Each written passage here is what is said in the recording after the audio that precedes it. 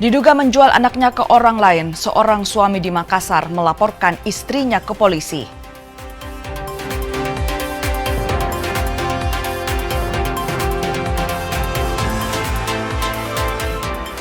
Menteri Pertanian memastikan stok pangan nasional aman di tengah ancaman kekeringan panjang akibat fenomena El Nino.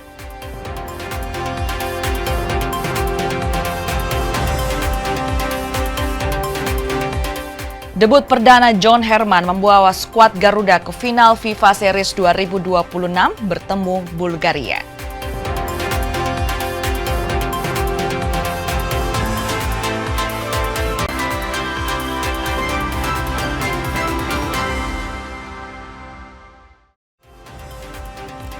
Selamat pagi saudara, apa kabar Anda hari ini? Senang sekali saya, Linda Wirawan, dapat kembali menjumpai Anda di program Kompas Pagi edisi kali ini. Selain 3 informasi utama tadi, kami juga akan menghadirkan beragam informasi, baik dari dalam negeri hingga mancanegara, hanya di Kompas TV, independen, terpercaya.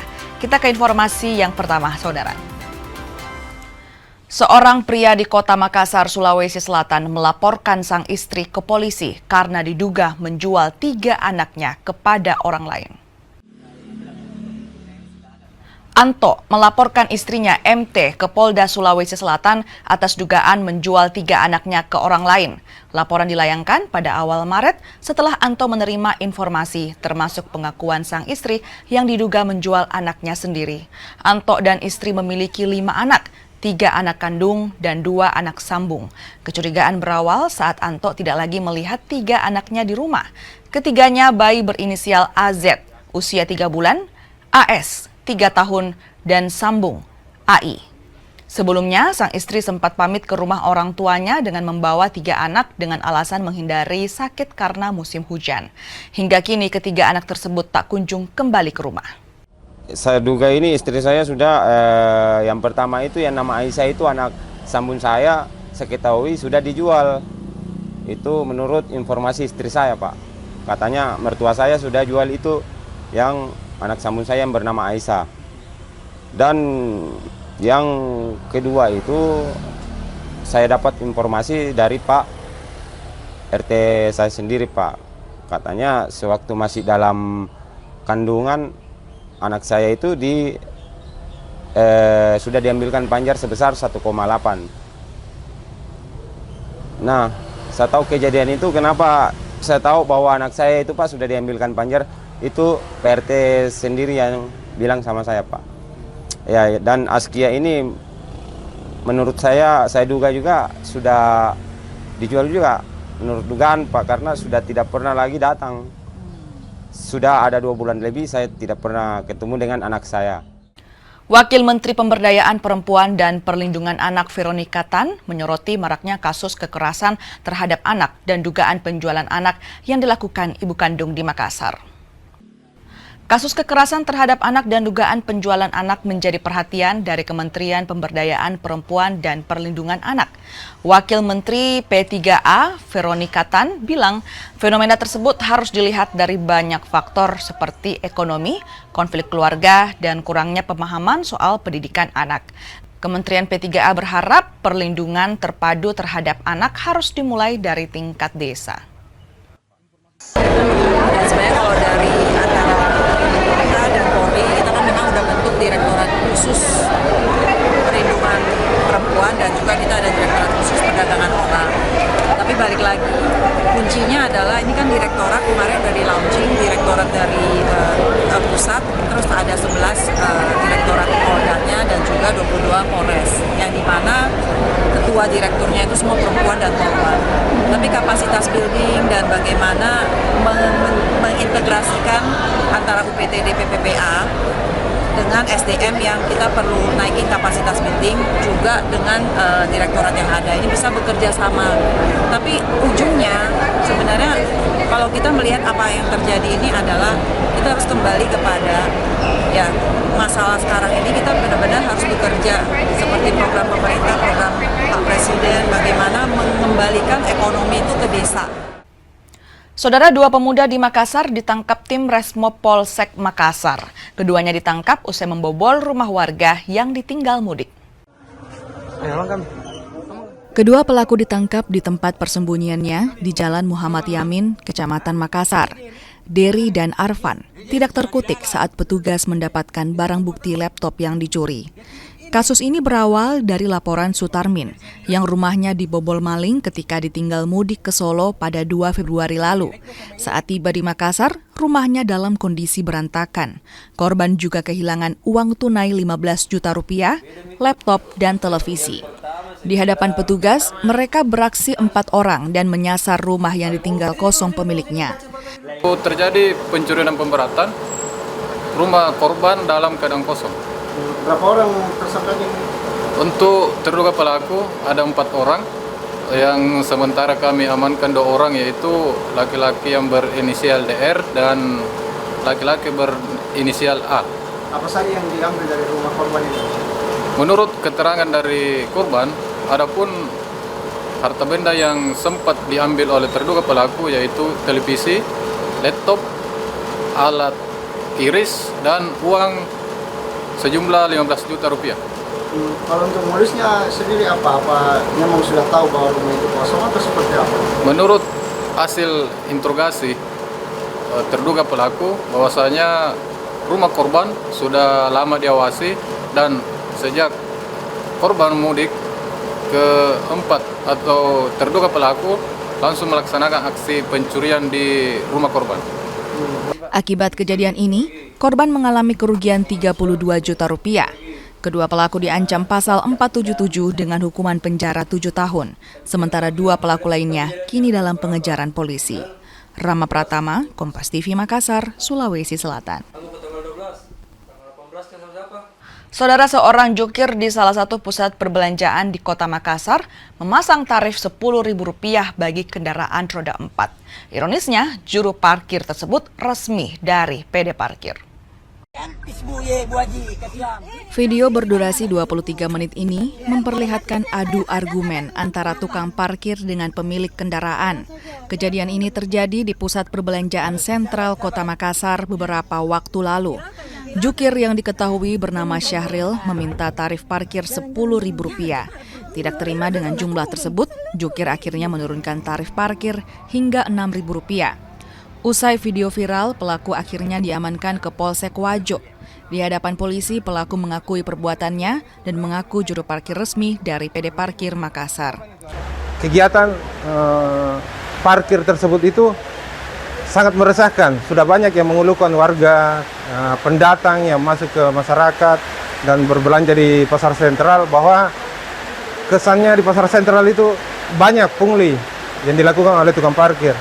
Sehingga itulah yang membuat saya berlaku Babin Kamtimas untuk merespon cepat adanya video-video viral tersebut untuk melakukan tindakan.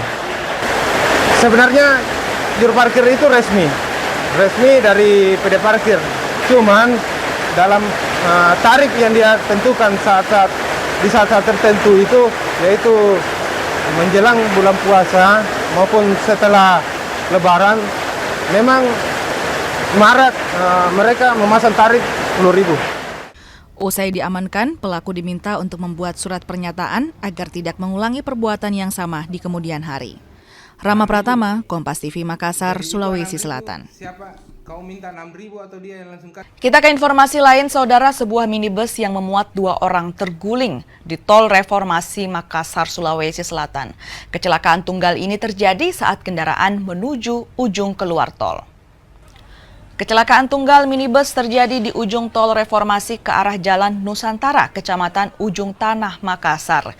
Kendaraan diduga kehilangan kendali dan menabrak pembatas jalan serta pot bunga hingga minibus terbalik ke sisi kanan jalan. Petugas yang tiba langsung mengamankan TKP kecelakaan dan mengevakuasi penumpang.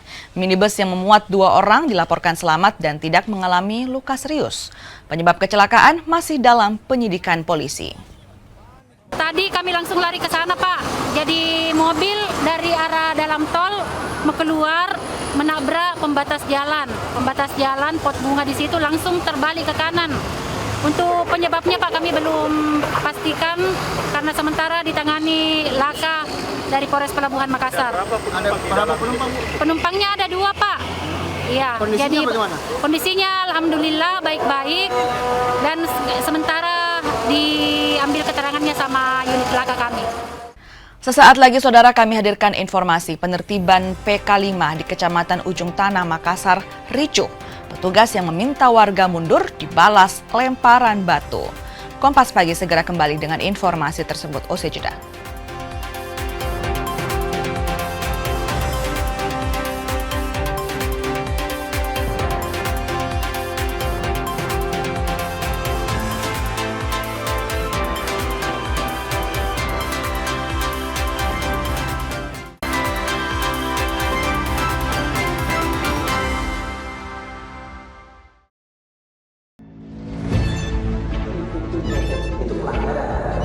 Zamannya sekarang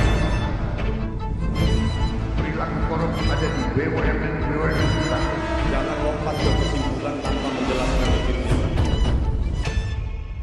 Saya anak buahnya Prabowo. Gaji tidak naik kan? Hanya 5.000 orang. Bahwa hal tersebut tidak boleh. Bola Liar setiap Jumat pukul 8:30 malam live di Kompas TV.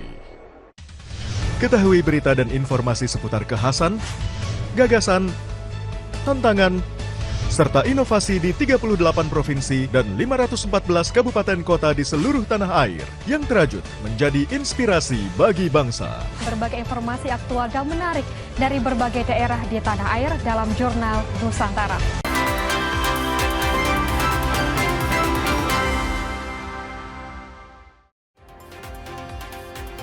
Terima kasih saudara Anda masih bersama kami di Kompas Pagi, hanya di Kompas TV, independen terpercaya. Kita ke informasi selanjutnya saudara. Penertiban PK5 di Kecamatan Ujung Tanah, Makassar, ricuh. Aparat gabungan yang meminta warga mundur dibalas dengan lemparan batu. Kericuhan tidak dapat dihindarkan saat penertiban PK5 yang sebelumnya menempati fasilitas umum di Kecamatan Ujung Tanah, Makassar. Petugas dari Satpol PP, polisi, dan TNI yang meminta massa mundur balik membalas dengan lemparan batu. Aksi kericuhan tidak berlangsung lama. Dari mediasi yang dilakukan disepakati jika penertiban ditunda. PK5 juga mengklaim jika lahan yang ditempati bukan fasilitas umum, melainkan tanah adat. Sementara ditunda dulu untuk mengetahui keabsahan, kepemilikan juga dari tanah tersebut. Bu, ini warga bertahan karena ada alasan. Mereka mengklaim bahwa ada alas haknya, tetapi kita harus cek kepada instansi terkait apakah benar itu sesuai dengan dokumen negara yang resmi. Jadi pada intinya upaya penertiban ini ditunda dulu. Ya, kita tunda dulu. Sebenarnya bukan perlawanan, tetapi dari masyarakat mempertahankan yang diklaim bahwa itu adalah haknya dia. Dari kejadian ini, sejumlah warga mengalami luka dan dibawa ke rumah sakit. Rama Pratama, Kompas TV, Makassar, Sulawesi Selatan. Polda Papua Barat Daya merilis tersangka kasus pembunuhan 3 warga di Bamus Bama, Kabupaten Tambrau. 1 tersangka ditangkap dan 7 lainnya masuk dalam daftar pencarian orang. Dari keterangan sejumlah saksi, polisi akhirnya menetapkan 1 tersangka atas kepemilikan 2 butir amunisi kaliber 5,56 dan 1 buah HT. Tersangka berinisial YY kini ditahan di rutan Polres Sorong, sementara 7 tersangka lainnya masuk dalam daftar pencarian orang. Ke-8 tersangka sebelumnya terlibat dalam pembunuhan 3 warga di Bamus Bama, Kabupaten Tambrau. Masyarakat juga diimbau agar menahan diri dan tidak terprovokasi dengan isu yang beredar terkait kasus ini. Dari 12 saksi tersebut tindakan oleh Polres Tambrau dan di backup oleh Direktorat Reskrim Polda Papua Barat Daya, maka didapatkanlah keterangan terkait nama-nama yang diduga sebagai pelaku kasus pembunuhan yang terjadi pada tanggal 8 Maret 2026 dan 16 Maret 2026. Selanjutnya, Polres Tambrau telah menetapkan 7 daftar pencarian orang atau DPO tersangka kasus pembunuhan di distrik Bamus Bama, Kabupaten Tambrau sebagai berikut: Gideon Yesna, Yudas Yesnam, Tobias Yekwang, Maximus Yesjan, Apeng Yekwang, Yohanes Yekel, dan Silas Yesna. Seorang pemuda di kota Kendari harus berurusan dengan polisi setelah ditangkap mencuri kendaraan bermotor. Ironisnya, pelaku mencuri motor yang hasilnya digunakan untuk membeli sabu. Penangkapan pelaku berdasarkan hasil penyelidikan polisi setelah menerima laporan dari korban yang kehilangan motor di dalam rumah. Aksi pencurian terjadi sehari setelah Lebaran. Selain pelaku, polisi juga menyita 1 unit sepeda motor yang diduga hasil curian. Polisi bilang pelaku sudah beraksi di 6 TKP di kota Kendari. 3 kali melakukan pencurian sepeda motor, 2 kali pencurian barang, dan 1 kali mencuri isi kotak amal masjid. Barang hasil curian dijual pelaku dan hasilnya digunakan untuk membeli sabu. Pelaku beserta barang bukti kini diamankan di Mapolsek Poasia. Untuk berdasarkan hasil pemeriksaan penyidik, pelaku sudah melakukan 6 kali TKP, yang dimana TKP terakhir pelaku melakukan pencurian sepeda motor pada tanggal 22 Maret, 1 hari setelah Lebaran. Pak, selain melakukan pencurian motor, pelaku juga melakukan aksi pencurian biasa dan barang elektronik. Apa benar, Pak? Ya, benar. Terdapat 6 kali kejadian, 6 kali TKP, yang dimana 3 kasus pencurian motor, 2 kasus pencurian barang elektronik, dan 1 kasus pencurian kotak amal masjid.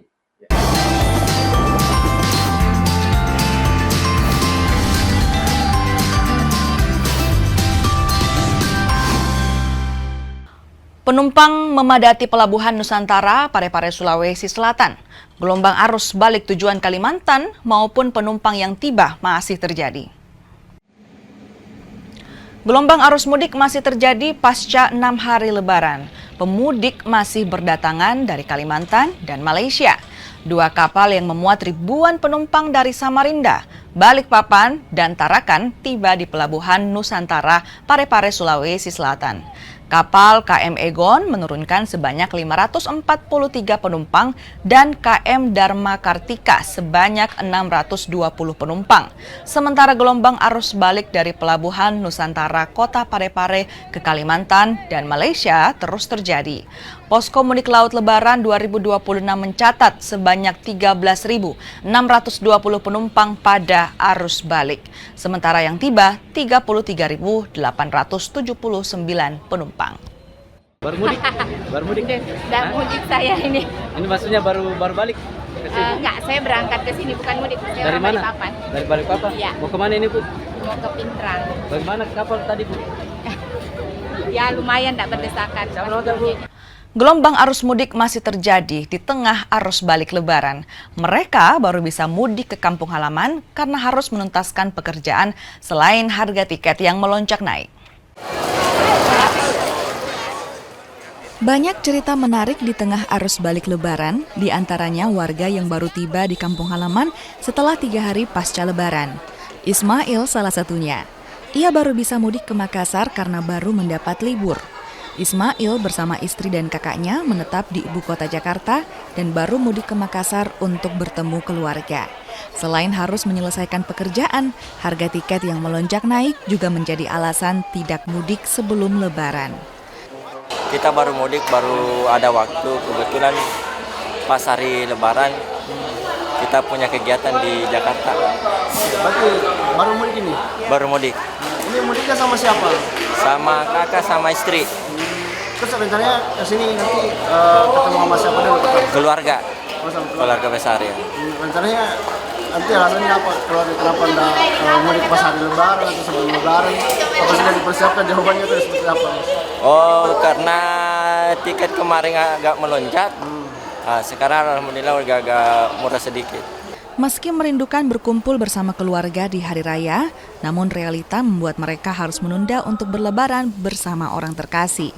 Rama Pratama, Kompas TV, Makassar, Sulawesi Selatan.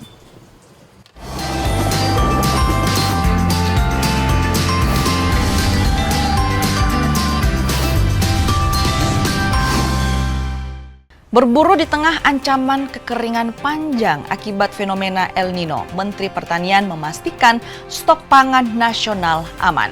Kompas Pagi segera kembali dengan informasi tersebut usai jeda.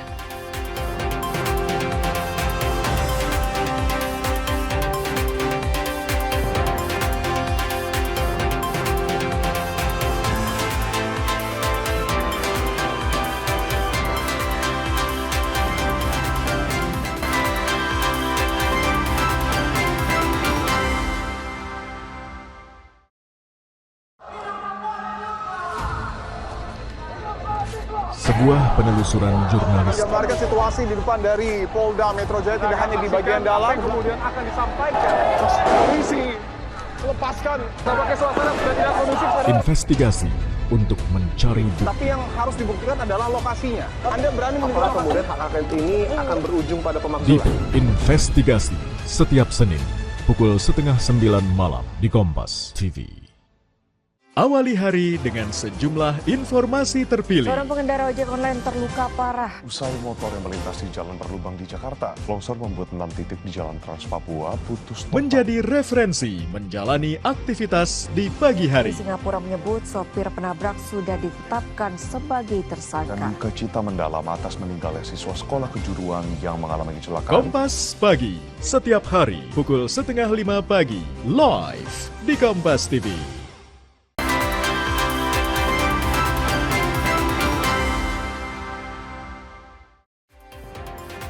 Terima kasih saudara Anda masih bersama kami di Kompas Pagi, hanya di Kompas TV, independen terpercaya. Kita ke informasi selanjutnya saudara.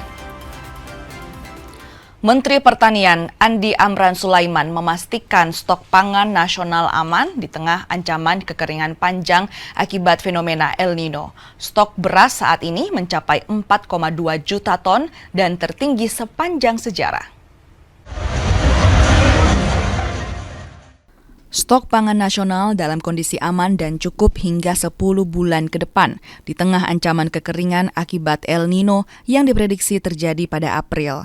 Stok beras saat ini mencapai 4,2 juta ton dan bakal meningkat hingga 5 juta ton pada April. Stok ini menjadi yang tertinggi sepanjang sejarah. Stok kita hari ini cukup untuk 10 bulan ke depan. Jadi sedangkan kekeringan hanya 6 bulan. Jadi insya Allah aman. Kami sudah laporkan Bapak Presiden. Itu belum dihitung yang ditanam pada bulan April, Mei, Juni, Juli sampai dengan Desember. Jadi aman. Tahu stok kita tertinggi hari ini yaitu 4,2 juta ton. Bulan depan itu 5 juta ton. Tidak pernah terjadi stok seperti itu selama Republik ini merdeka. Fenomena iklim Godzilla El Nino ditambah fenomena Indian Ocean Dipole positif diperkirakan dapat mengakibatkan musim kemarau di Indonesia lebih panjang dan kering. Kedua fenomena tersebut kemungkinan akan terjadi bersamaan mulai bulan April mendatang. Arif Tirtana, Kompas TV, Makassar. Pertemuan saudagar Bugis Makassar ke-26 kembali hadir di Kota Makassar, Sulawesi Selatan. Kegiatan yang digelar kerukunan keluarga Sulawesi Selatan ini menghadirkan sejumlah tokoh nasional hingga daerah. Ribuan peserta, tokoh nasional dan daerah menghadiri pertemuan saudagar Bugis Makassar. Pertemuan ini juga menjadi momen strategis untuk memperkuat jejaring ekonomi serta kontribusi sosial saudagar Bugis Makassar di tingkat nasional. Ketua Umum BPP Kerukunan Keluarga Sulawesi Selatan, Andi Amran Sulaiman, bilang pentingnya swasembada pangan sebagai pilar utama kedaulatan bangsa. Indonesia kini menjadi perhatian dunia, bahkan menerima penghargaan internasional di bidang pangan karena sukses berswasembada pangan. Amran Sulaiman juga mengajak saudagar Bugis Makassar bersinergi dan mengambil peran dalam membangun ekonomi nasional berbasis potensi lokal. KSS seluruh Indonesia bahkan dari luar negeri kami ucapkan terima kasih. Ini luar biasa. Ada 7 gubernur yang hadir, ada wakil menteri, ada menteri, anggota DPR RI. Kami ucapkan terima kasih yang sebesar-besarnya atas partisipasinya. Khususnya KKSS sekarang ini kita akan melakukan dan sudah dan akan lagi melakukan kerja sosial peduli pada saudara-saudara kita yang kurang mampu, yatim piatu, duafa, dan fakir miskin. Pantai Sinar Numfor di Sorong, Papua Barat Daya kini memiliki daya tarik baru. Tidak hanya menawarkan destinasi keindahan panorama laut, tetapi juga menjadi sarana edukasi bagi pengunjung dengan patung-patung biota laut dan dinosaurus. Sambil menikmati suasana pantai dengan hamparan pasir putih dan beningnya air laut, ditambah suara ombak dan angin sepoi-sepoi, membuat pengunjung yang datang dapat betah berlama-lama di wisata Pantai Sinar Numfor, Kota Sorong, Papua Barat Daya. Namun bukan hanya keindahan alam yang ditawarkan. Pantai ini juga menghadirkan konsep wisata edukasi melalui berbagai patung ikan, kerang, hingga hiu yang dibuat menyerupai bentuk aslinya. Tidak hanya itu, ada juga sejumlah patung dinosaurus dari ukuran kecil hingga besar yang dapat menjadi salah satu spot foto ikonik sekaligus mengenal jenis-jenis hewan purba. Pengelola wisata juga menambahkan sentuhan mural yang menggambarkan sejumlah satwa khas Papua dan gambar edukasi seperti ajakan membuang sampah dengan benar di area pantai. Keberadaan sejumlah fasilitas ini menjadikan Pantai Sinar Numfor sebagai destinasi wisata keluarga, terutama dalam memberikan edukasi bagi anak-anak. Ya, ini dari gambar-gambar yang patung-patung dinosaurus sama ikan-ikan laut, ada gurita, tuturuga juga ada. Itu yang bikin menarik buat anak-anak, sering suka datang sini untuk menarik para wisata apa yang suka pengunjung-pengunjung yang ke sini. Itu supaya mereka lihat kan senang begitu. Nah. Sekalian juga macam pembelajaran juga ya Bapak untuk anak-anak kah? Supaya anak-anak bisa tahu ini dinosaurus, cerita-cerita dinosaurus toh. Pengunjung yang ingin datang berwisata tidak perlu khawatir, karena biaya masuk ke kawasan wisata ini hanya dihitung per kendaraan. Untuk kendaraan roda 4, tiket masuk Rp100.000, sedangkan untuk kendaraan roda 2 hanya Rp30.000. Nah, saudara, bagi Anda yang berkunjung ke Sorong, Pantai Sinar Numfor bisa menjadi salah satu destinasi wisata yang dapat Anda kunjungi karena berwisata sekaligus belajar. Flora Batlayeri, Kompas TV, Sorong, Papua Barat Daya.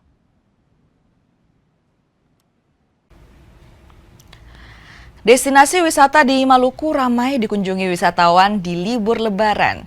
Pantai Liang dengan hamparan pasir putih dan airnya yang jernih menjadi salah satu primadona untuk menghabiskan waktu bersama keluarga. Pesona Pantai Liang di Desa Liang, Kecamatan Salahutu, Kabupaten Maluku Tengah seakan tak pernah pudar. Kendaraan roda 2 dan 4 tampak memadati area parkir. Selain warga setempat, wisatawan juga datang dari luar daerah. Mereka datang untuk menikmati hamparan pasir putih serta gradasi air laut yang jernih. Jadi kalau kenapa memilih Liang memang sudah menjadi tempat favorit ya untuk keluarga Katong. Karena di sini aman ya untuk anak-anak mandi. Gitu. Pertama aman untuk anak-anak mandi, kedua tempatnya ramai terus karena Katong kan tempat yang ramai ya. Ketiga banyak jajanan. Berbagai aktivitas dilakukan pengunjung di sepanjang pesisir, mulai dari berenang, mencoba keseruan wahana banana boat, hingga bersantai di bawah deretan pohon rindang. Keindahan alam yang masih terjaga dengan ombak yang relatif tenang menjadikan pantai ini menjadi pilihan wisata keluarga. Jadi untuk dari Pantai Liang jaraknya lumayan dekat dari pusat kota, dan juga tempatnya indah. Ada wahana air. Agar tetap menjadi ikon pariwisata unggulan di Maluku, pengelola Pantai Liang terus berupaya meningkatkan standar kebersihan di area wisata dan berharap ada perhatian dari pihak terkait. Yahya Lating, Kompas TV, Maluku Tengah, Maluku. Masih soal liburan, saudara, di Gorontalo, wisata hiu paus Botu Barani Gorontalo jadi pilihan untuk menghabiskan waktu libur Lebaran. Banyak warga menyerbu lokasi wisata ini. Di momen libur Lebaran, warga Gorontalo menghabiskan waktu dengan mengunjungi lokasi wisata. Salah satu objek wisata, wisata hiu paus yang dipadati pengunjung. Wisatawan yang datang didominasi oleh wisatawan dari provinsi lain, termasuk Sulawesi Utara, Sulawesi Tengah, hingga Pulau Jawa. Mereka penasaran untuk melihat wisata hiu paus Botu Barani. Kalau lihat di Instagram sama di sosial media sih bagus-bagus ya. Alhamdulillah sudah banyak yang datang wisatawan dari luar juga. Berarti ini pertama kalinya kemarin? Pertama kali. untuk mengisi liburan lebaran juga ya? Iya, wisata liburan. Penasaran? Penasaran. Karena kan kita juga jarang lihat laut ya. Di sana nggak ada laut. Jauh maksudnya dari pemukiman. Jadi sampai sini pun lihat lautnya, Masya Allah, bagus banget. Selama libur lebaran ini, jumlah wisatawan meningkat tajam. Pengelola bahkan bekerja sama dengan nelayan setempat untuk memenuhi kebutuhan wisatawan. Alhamdulillah, yang lain bisa terlayani dan yang lain pulang-pulang nanti besoknya datang lagi. Itu saking banyaknya pengunjung.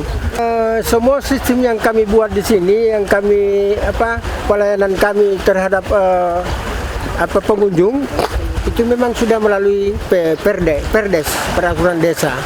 Jadi semua diatur melalui loket. Jadi begitu pengunjung masuk, dia melalui loket, melapor, kemudian sekalian dengan membayar dan menunggu antrian. Jadi antrian, tidak ada yang saling mendahului, tidak ada, tetap melalui antrian. Jadi ada juga pengunjung, saking banyaknya pengunjung, ada juga yang kembali dan ada juga yang sudah meninggalkan uangnya, nanti besok balik besok. Dan ini yang kami prioritaskan. Biaya masuk wisata hiu paus beragam dari puluhan ribu hingga ratusan ribu rupiah, tergantung aktivitas wisata yang akan digunakan. Tim Liputan Kompas TV, Bone Bolango, Gorontalo. Sesaat lagi saudara kami hadirkan informasi. Skuad Garuda bertemu Bulgaria di final FIFA Series 2026 usai tekuk Saint Kitts and Nevis 4 gol tanpa balas. Kompas Pagi segera kembali dengan informasi tersebut. Usai jeda.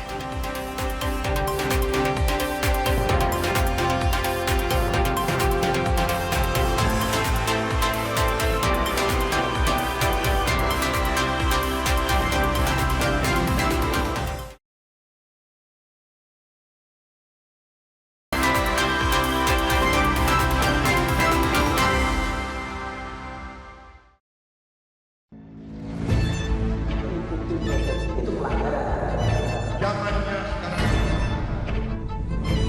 perilaku korup ada di BUMN kita.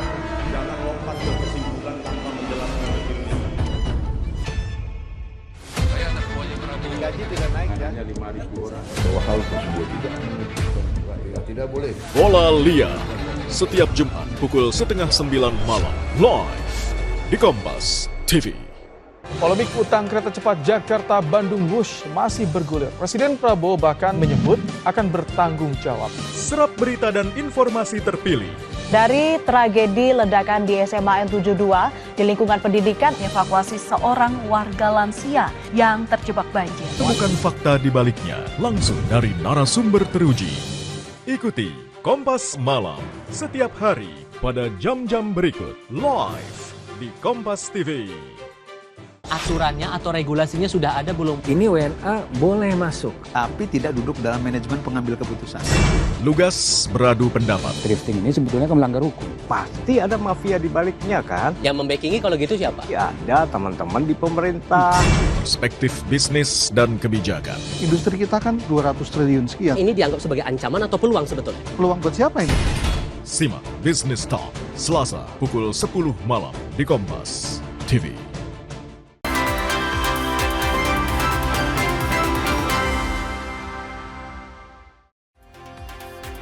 Terima kasih saudara Anda masih bersama kami di Kompas Pagi, hanya di Kompas TV, independen terpercaya. Kita ke informasi selanjutnya saudara. Wakil Menteri Pemberdayaan Perempuan dan Perlindungan Anak Veronica Tan menyoroti maraknya kasus kekerasan terhadap anak dan dugaan penjualan anak yang dilakukan ibu kandung di Makassar. Kasus kekerasan terhadap anak dan dugaan penjualan anak menjadi perhatian dari Kementerian Pemberdayaan Perempuan dan Perlindungan Anak. Wakil Menteri P3A Veronica Tan bilang fenomena tersebut harus dilihat dari banyak faktor seperti ekonomi, konflik keluarga, dan kurangnya pemahaman soal pendidikan anak. Kementerian P3A berharap perlindungan terpadu terhadap anak harus dimulai dari tingkat desa.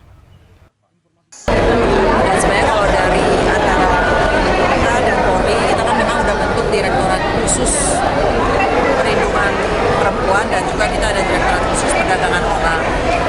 balik lagi, kuncinya adalah ini kan direktorat kemarin udah di launching, direktorat dari pusat, terus ada 11 direktorat Poldanya dan juga 22 Polres, yang dimana ketua direkturnya itu semua perempuan dan korban.